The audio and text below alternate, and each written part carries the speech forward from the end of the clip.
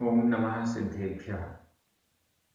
जीवमजीवं तौवं जिणवरवसहेण जीर्णनिर्दिष्टं देविन्दविन्दवन्दं वन्दे तं सौवदा शिरसा। बोलिए श्री खजागढ़ शांतिनाथ भगवान की जय। पूज्य आचार्य श्री नेमिचंद्र सिद्धांति देव की जय। हम सभी बड़े सौभाग्यशाली हैं जो हमें आचार्य नेमिचंद्र सिद्धांति देव द्वारा विरचित महान ग्रंथ द्रव्य संग्रह के अध्ययन का अवसर मिल रहा है। प्रतिदिन हम एक एक गाथा को प्राकृत भाषा की दृष्टि से देखते हुए शब्दशः अर्थ करते हैं और उसमें आए हुए विषय को स्पष्ट करने का पुरुषार्थ करते हैं। आज हम गाथा क्रमांक 7 का अध्ययन करेंगे। इस गाथा में जीव के अमूर्तिकपने के विषय में जो धारणा जैन दर्शन में है वो हमें प्राप्त होगी। चलिए प्रारंभ करते हैं। गाथा क्रमांक 7 उच्चारण। वर्ण वर्ण आधाना पूर्ण वर्ण रस रस पंच गंधा गंधा दो फासा फासा अट्ठ आधा ठ अट्ठ ऋक्षया ऋक्षया आधा छ ऋक्षया जीवे जीवे णो संति संति अमुत्ति आधता पूरता अमुत्ति तदो तदो व्यवहारा व्यवहारा मुक्ति मुक्ति बंधादो बंधादो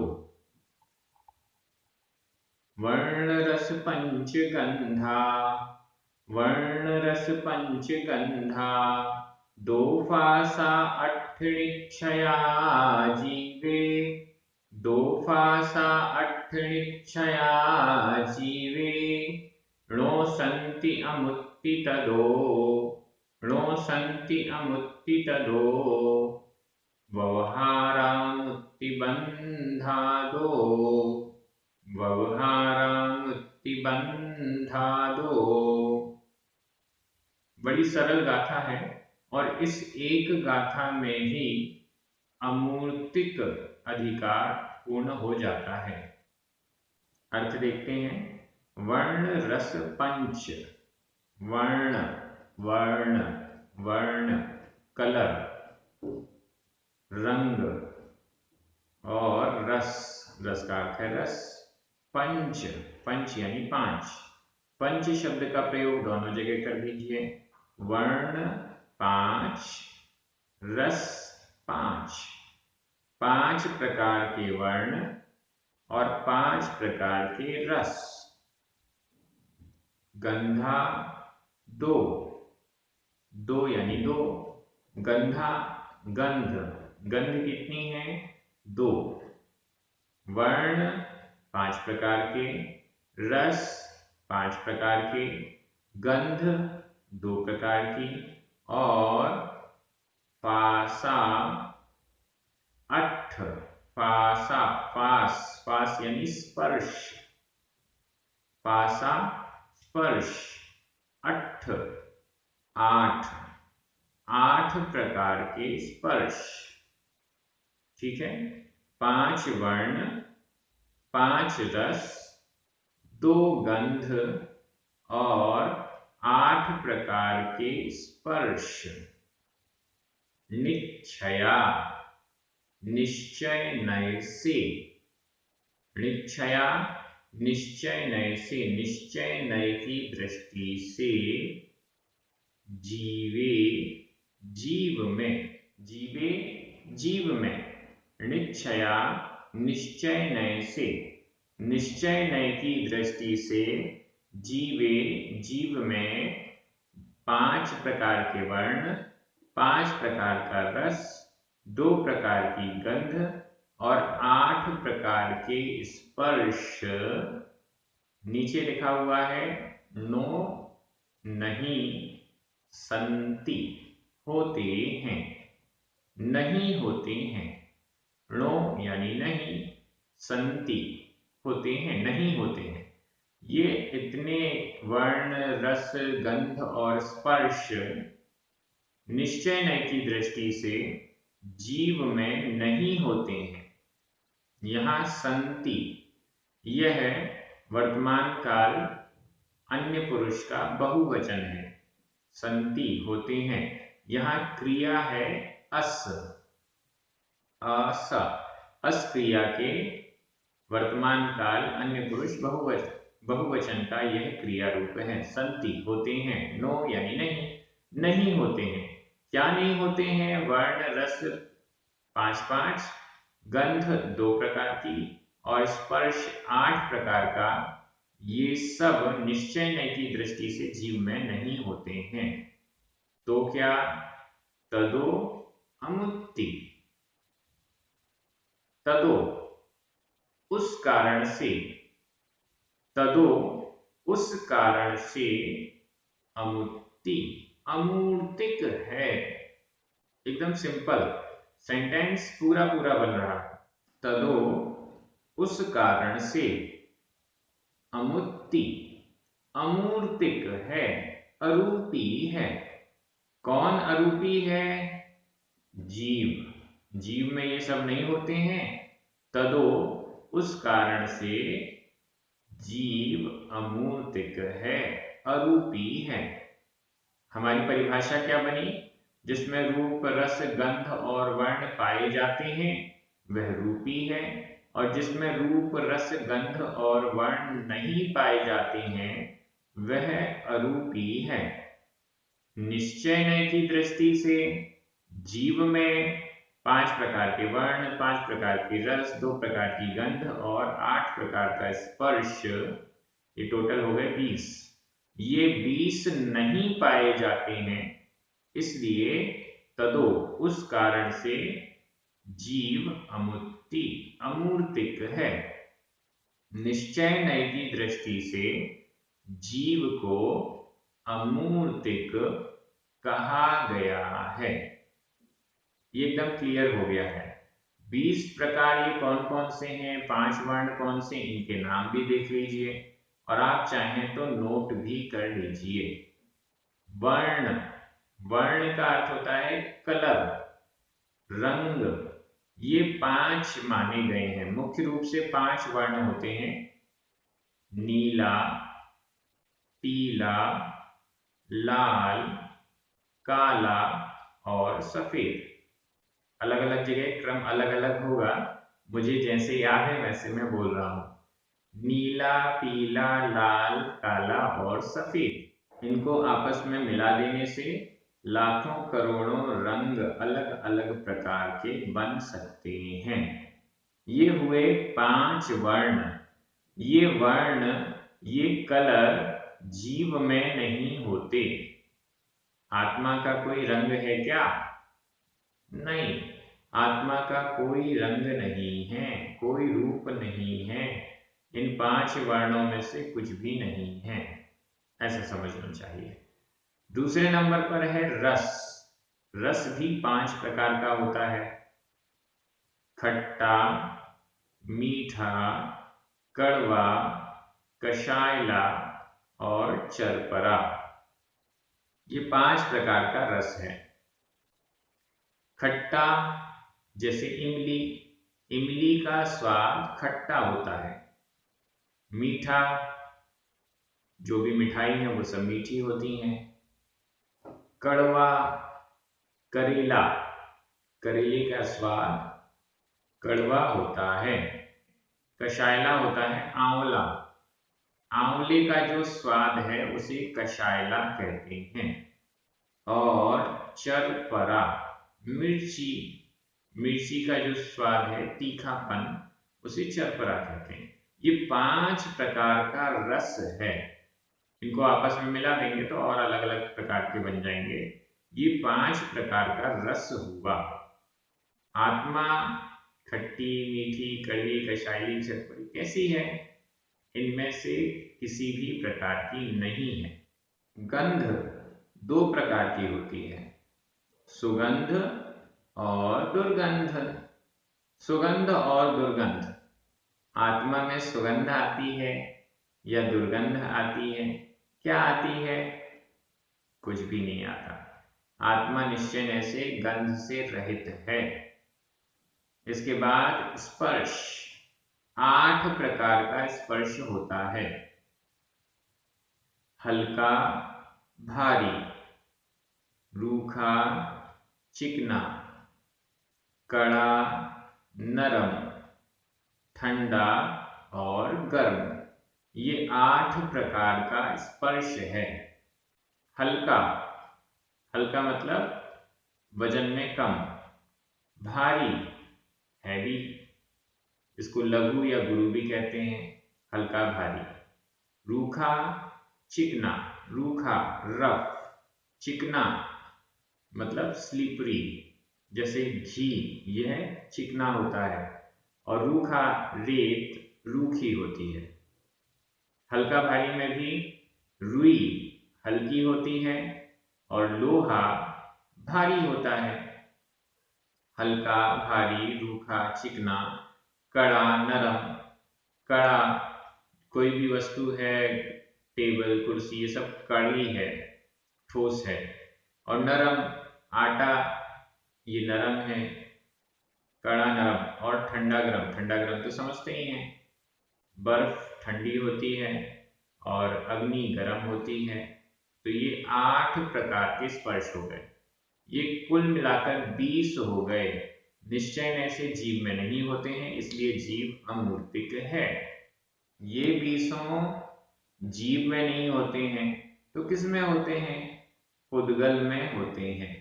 ये पुद्गल के गुण हैं, रूप रस गंध वर्ण, ये पुद्गल के ही गुण हैं। पुद्गल में ये सब पाए जाते हैं। अब आगे चलते हैं। निश्चय नय की दृष्टि से बात हो गई। व्यवहार नय की दृष्टि से क्या बात है वो भी समझना पड़ेगा। जहां पर निश्चय नय का वर्णन आचार्य कर रहे हैं, वहीं पर व्यवहार नय का वर्णन भी साथ के साथ कर देते हैं। निश्चय नय की दृष्टि से जीव अमूर्तिक है, व्यवहार नय की दृष्टि से व्यवहारा मुक्ति बंधादो। व्यवहारा, व्यवहार नय की दृष्टि से, व्यवहारा व्यवहार नय की दृष्टि से, व्यवहार नय से, व्यवहार नय की अपेक्षा से मुक्ति मूर्तिक रूपी है। व्यवहार नय की अपेक्षा से जीव रूपी है। क्यों है? बंधादो, बंधादो बंध की अपेक्षा से, बंध होने से, बंधा हुआ होने से, बंध के कारण व्यवहार नय की अपेक्षा से जीव को मूर्तिक रूपी कहा गया है। अब इसको पूरे को समझिए, कई लोग नहीं समझ पाते हैं। निश्चय नय की दृष्टि से जीव में रूप रस गंध वर्ण नहीं होता, इसलिए अमूर्तिक है, अरूपी है। लेकिन व्यवहार नय की दृष्टि से यह जीव कर्मों से बंधा हुआ है। इस बंधन के कारण जीव को मूर्तिक कहते हैं। बंधन के कारण जीव को मूर्तिक कहते हैं। हम लोगों ने इसका एक प्रैक्टिकल किया था इस बात को समझने के लिए। वास्तव में निश्चय नय की दृष्टि से देखें तो जीव अमूर्तिक है, लेकिन व्यवहार नय की दृष्टि से देखा जाता है तो बंध के कारण जीव मूर्तिक होता है। कैसे समझें? बहुत अच्छा उदाहरण। एक ग्लास में हमने पानी भरा कांच के ग्लास में पानी भरा हुआ है, एकदम साफ है। क्या होता है, यह पानी हमें दूर से देखते हैं तो दिखाई नहीं देता, स्पष्ट दिखाई नहीं देता, अच्छे तरीके से नहीं दिखता है, ऐसा लगता है कि ग्लास खाली है। लेकिन जब इसी ग्लास में इंक की एक बूंद, इंक की स्याही की एक बूंद डाल दी जाती है तो पूरे का पूरा पानी नीला नीला दिखाई देने लग जाता है। व्यवहारा मुक्ति बंधादो, व्यवहार की दृष्टि से बंद होने के कारण मूर्तिक हो जाता है। निश्चय की दृष्टि से तो पानी दिखाई नहीं देता, ट्रांसपेरेंट होता है, उसका कोई कलर नहीं है। लेकिन जब उसमें इंक की एक बूंद डाल दी जाती है तो वह दिखने लग जाता है, मूर्तिक हो जाता है। इस उदाहरण से हम समझ सकते हैं कि यह प्रोसेस होती है। दूसरा उदाहरण, आपके मन में प्रश्न आ रहा होगा, ये क्या गड़बड़ है, निश्चय की दृष्टि से जो चीज नहीं होती है व्यवहार की दृष्टि से वह चीज हो जाती है, ऐसा क्यों है गड़बड़? ऐसा नहीं होना चाहिए। निश्चय नहीं हो चाहे व्यवहार नहीं हो, उल्टा उल्टा काम नहीं होना चाहिए। यही तो अनेकांत है। देखिए, जैन दर्शन का विशिष्ट सिद्धांत अनेकांत, अनेकांत दो विपरीत गुणों को भी साथ में लेकर चलता है। समझिए, जल का स्वभाव कैसा है? हम जल की परिभाषा बनाते हैं, जल की विशेषता बताते हैं, तो जल का स्वभाव हमेशा शीतल कहा गया है। शीतल यानी ठंडा, पानी को छोड़ दीजिए ठंडा हो जाएगा। जल का स्वभाव शीतल है, लेकिन जब उसे गैस पर रखा जाता है, अग्नि पर रखा जाता है, तो वह शीतल जल भी गर्म हो जाता है और उस गर्म जल से जल भी सकते हैं। ज्यादा गर्म हो जाए और हमारे शरीर पर गिर जाए तो जल भी सकते हैं। शीतल स्वभाव वाला जल अग्नि के संयोग से गर्म हो जाता है, उष्ण हो जाता है और जलाने में समर्थ भी हो जाता है। निश्चय की दृष्टि से जल का स्वभाव शीतल है, लेकिन व्यवहार की दृष्टि से अग्नि का संयोग हो जाने से वह गर्म भी हो जाता है। होता है कि नहीं? आपने ठंडा पानी देखा होगा, आपने गर्म पानी भी देखा होगा। ठंडा पानी भी महसूस करते हैं, गर्म पानी भी महसूस करते हैं। निश्चय से जल का स्वभाव शीतल, व्यवहार से जल का स्वभाव गर्म। अब कहाँ गड़बड़ी है?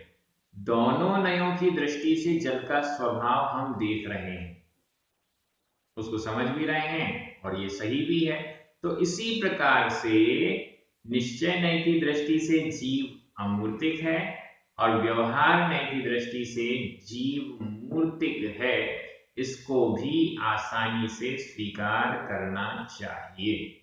अगर हम ये स्वीकार नहीं करते हैं तो बहुत बड़ी बड़ी गलतियां सामने आ जाएंगी। एक उदाहरण देता हूं, कर्मों का बंध जीव को होता है। कई लोग तो कह देते हैं कर्म कर्म से बंधता है, आत्मा तो बीच में फंसी हुई है। जैसे रस्सी आपस में बंधी हुई है और गाय का गला उसके बीच में फंसा हुआ है। ऐसा कुछ लोग कहकर इसको टाल देते हैं कि अरे ये तो कोई बड़ी बात नहीं है, कर्म कर्म से बंधा है, मुझसे थोड़ी बंधा है। रस्सी रस्सी में बंधी है, गाय पर नहीं बंधी है, ऐसा कहकर कुछ लोग अपना पल्ला झाड़ लेते हैं, गलत बयानी कर देते हैं, जैन दर्शन से विपरीत वर्णन कर देते हैं। रस्सी रस्सी से बंधी होती तो टेबल पर जो रस्सी रखी हुई है आपस में बंधी हुई, उससे भी गाय को प्रॉब्लम होनी चाहिए थी, लेकिन नहीं। गाय को प्रॉब्लम किस रस्सी से होती है?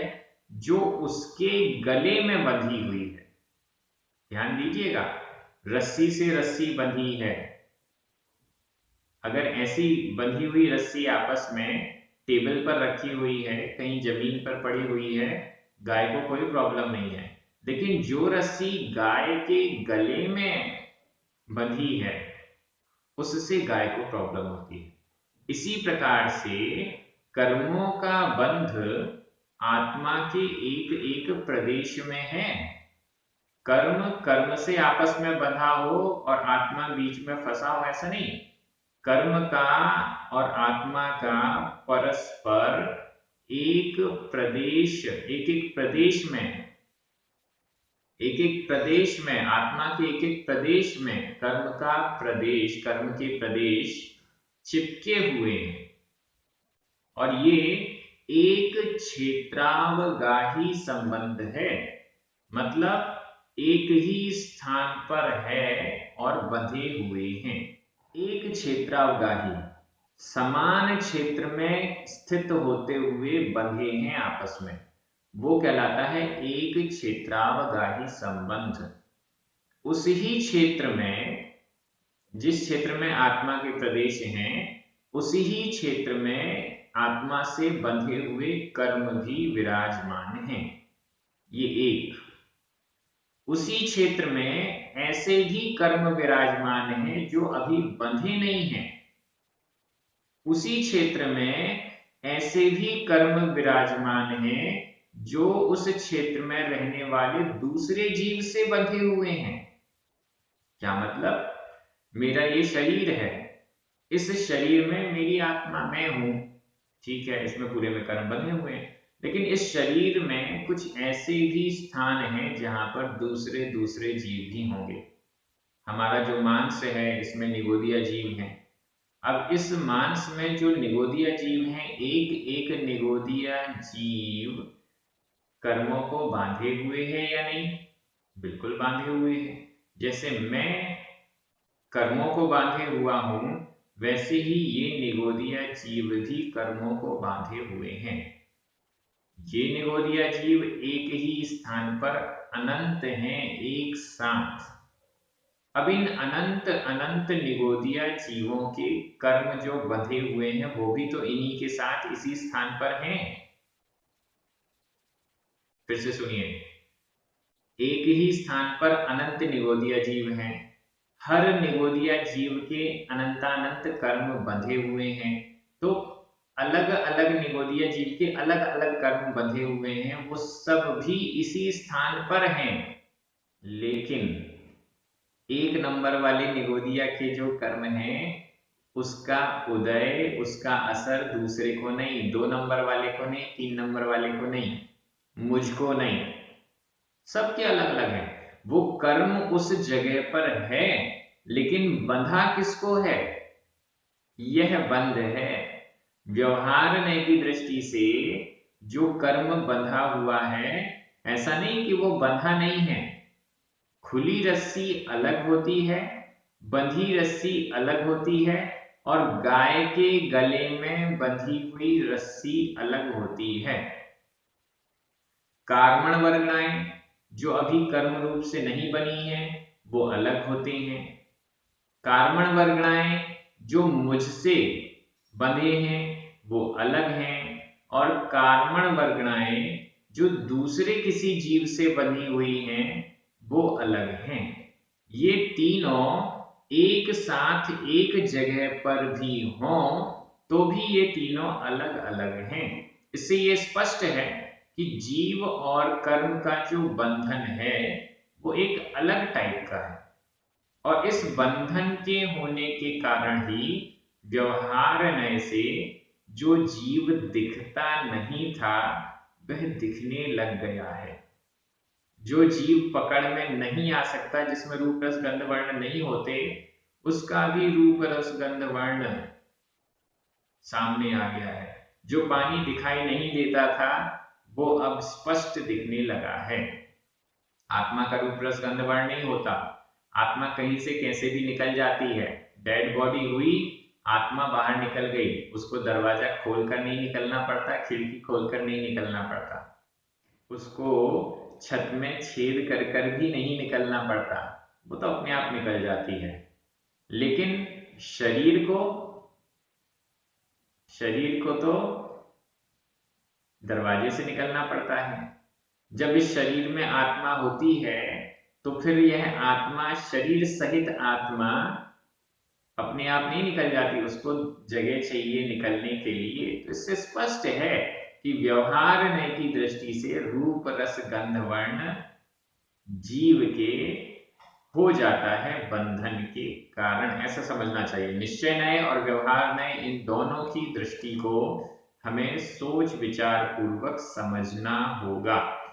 अब कोई कहे कि निश्चय नय की दृष्टि सच्ची है, व्यवहार नय की दृष्टि झूठी है, तो उसका यह कहना ठीक नहीं है। यहाँ निश्चय नय भी सही है, व्यवहार नय भी सही है। दोनों नयों की अगर अपेक्षा सही लगाई जा रही है तो दोनों सही हैं, ऐसा समझना चाहिए। व्याख्या हो गई पूरी, अर्थ भी आपको एकदम क्लियर हो गया है। मैं अन्वय कर रहा हूं, आपके दिमाग में हिंदी अर्थ चलना चाहिए। हालांकि इसमें अन्वय जैसी कोई आवश्यकता नहीं, बहुत इजी है। निश्चया जीवे पंच वर्ण रस दो गंधा अट्ठ पासा णो संति तदो अमुत्ति व्यवहारा बंधादो मुक्ति। मैं हिंदी अर्थ कर रहा हूं, आपकी नजर प्राकृत शब्दों पर जाना चाहिए। निश्चय नय की दृष्टि से जीव में 5 प्रकार का वर्ण, 5 प्रकार का रस, 2 प्रकार की गंध और 8 प्रकार के स्पर्श नहीं होते हैं। उस कारण से अमूर्तिक है। व्यवहार नय की दृष्टि से बंध होने के कारण मूर्तिक है। अब विभक्तियों पर आइए, विभक्तियों में ध्यान दीजिएगा। यहां पर वर्ण रस पंच दो गंधा अट्ठ पासा, ये सभी प्रथमा विभक्ति के बहुवचन हैं। इसमें वर्ण रस ये दोनों ही मूल शब्द रखे गए हैं। प्राकृत भाषा की दृष्टि से मूल शब्दों को भी किसी भी विभक्ति में लिया जा सकता है, इसलिए इसे प्रथमा विभक्ति के बहुवचन में लिया गया है। इसके बाद निश्चया और व्यवहारा, ये दोनों ही पंचमी विभक्ति के एक वचन हैं। जीवे, जीव में सप्तमी विभक्ति का एक वचन है। णो, यह अव्यय है। संति, यह अस क्रिया का वर्तमान काल अन्य पुरुष बहुवचन का क्रिया रूप है। इसके अलावा अमुत्ति और मुत्ति, ये दोनों ही प्रथमा विभक्ति के एक वचन हैं। इसमें भी मूल शब्द का प्रयोग किया गया है। और अंतिम शब्द बंधादो, यह भी पंचमी विभक्ति का एक वचन है। इस प्रकार से सभी विभक्तियों को भी हमने देख लिया। आप सभी बहुत अच्छे से अध्ययन कर रहे हैं। द्रव्य संग्रह ग्रंथ मैंने सोचा था कि प्रतिदिन 2-2 गाथाओं का अर्थ कर लिया जाएगा, लेकिन अभी देख रहा हूं एक एक गाथा इतनी अच्छी है, कब 25 मिनट नहीं 30 मिनट भी निकल जाते हैं और पता नहीं चलता है। और इतना सारा गंभीर विषय इन गाथाओं में समाहित है। आप सभी एक दूसरे को प्रेरित भी कर रहे हैं द्रव्य संग्रह ग्रंथ के अध्ययन के लिए, ये बहुत अच्छी बात है। सभी को बहुत बहुत धन्यवाद। पुण्यार्जकों को विशेष धन्यवाद। सभी को जय जिनेन्द्र। जिनवाणी माता।